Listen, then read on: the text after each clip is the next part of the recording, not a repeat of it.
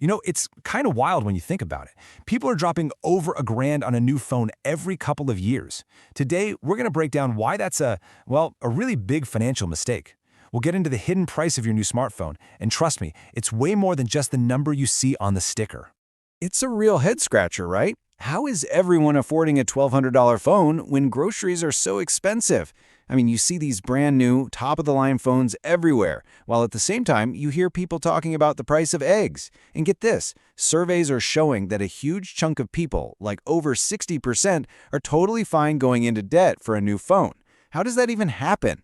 It's like we've all just collectively agreed to something that, if you think back just 10 years, would have sounded completely nuts. Well, the answer is, it's not an accident. We've all been kind of nudged into this system. It's a really, really clever cycle of debt and desire that basically creates what you could call digital indentured servitude. So today, let's pull back the curtain and see how this whole thing actually works. All right, so let's get into the nitty-gritty. How does this trap actually work? We'll start with the money side of things, the actual payment trap. And it all kicks off with a number that seems totally fine, almost harmless, really. Yeah, this right here, this is the magic trick. $50 a month. The entire industry has made this small tech payment feel completely normal. $50, $60 a month. It feels like a gym membership or your streaming subscriptions, but it's not. It's really just the cover charge to get into a very, very expensive club. And it's all designed to make you forget that when you add up all the extras, you're actually dropping close to $2,000 on one gadget. What you're really doing is just kicking the financial can down the road. You're putting off the real cost. And every single one of those small payments is part of this master plan designed for just one thing, to lock you in. You're not just paying for the phone in your hand, you're basically prepaying for your next phone and the one after that. And that, of course, means you're stuck with your carrier for years and years. And this is the engine of the whole thing. It's what I call the trade-in game. It's like a financial hamster wheel. The carriers make it almost impossible to say no. You know the deal. After 18, maybe 24 months, they offer you this amazing deal to trade in your old phone for the latest and greatest. But here's the catch they don't shout about. You're often just rolling your old debt right into the new phone payment. You never actually get off the wheel. It's how they create customers for life. People who are always paying for a phone but never really truly own it. And oh, that shiny 0% APR offer. It looks like a great deal, but let's be real. It's not free money. There's always a catch. For one, you usually have to sign up for a more expensive, unlimited plan that you might not even need. And two, it locks you in for like 36 months. That's 3 years. It just keeps you spinning on that hamster wheel for even longer. Okay, so that's the money trap. But honestly, the really genius part of this whole system is the psychology. It's about how they're selling it to us. Because they aren't just selling you a tool. No, they're selling you an identity.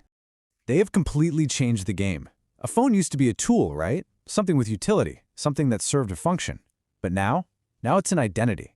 It's about social status. It's about selling you this fantasy that you're a cutting-edge creative. And when you think you're buying a piece of an identity, suddenly that $1,200 price tag doesn't seem so bad. It feels more like an investment in yourself. Think about the marketing. It never ever talks about opportunity cost. What else you could be doing with that money. Nope. It's all about immediate gratification. It's about that thrill you get right now, the moment you unbox that shiny new device and feel like you're part of the cool kids club. And all this leads to something I like to call smartphone Stockholm Syndrome. You know what I mean?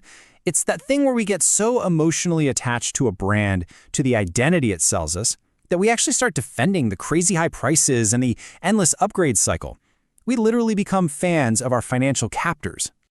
So let me ask you something. Just a quick gut check. If your phone didn't have that logo on the back, you know the one, would you still pay $1,200 for it?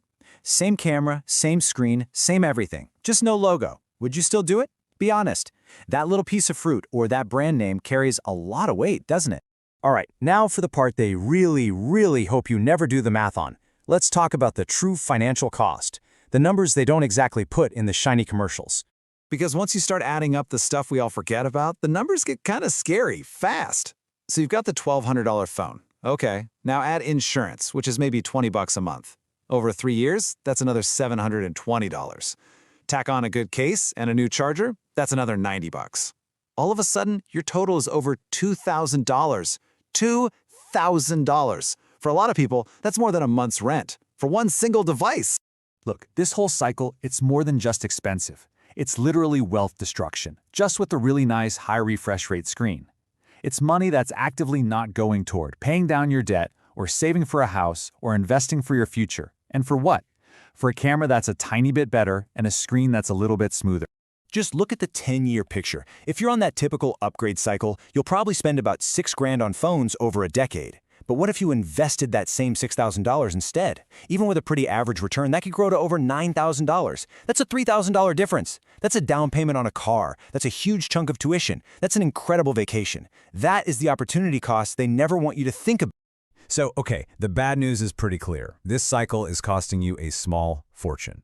But there is good news. There's absolutely a way to break free. You just need an escape plan.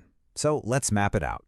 Here it is, super simple. Your escape plan, the tech lifespan map. First, the 4-year rule. Just commit to not upgrading before year 4. That's when the hardware actually starts to feel slow. Second, the battery pivot. Around year 2, when your battery starts to die, spend $80 on a new one, not $1,200 on a new phone. And third, the refurbished sweet spot. When you finally do upgrade, buy last year's model refurbished. Let somebody else take that massive depreciation hit. It's a really simple strategy, but it can literally save you thousands of dollars.